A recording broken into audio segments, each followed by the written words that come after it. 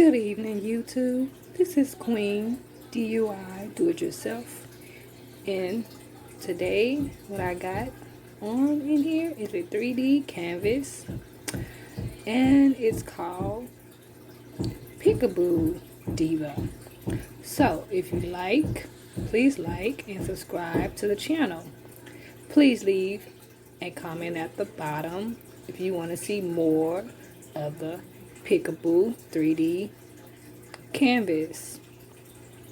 And in the video, I will show and explain on all of what I did. First, I started off putting 4 layers of gold bling around all 4 corners.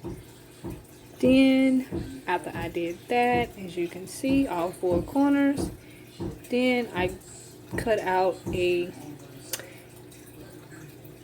8x10 photo.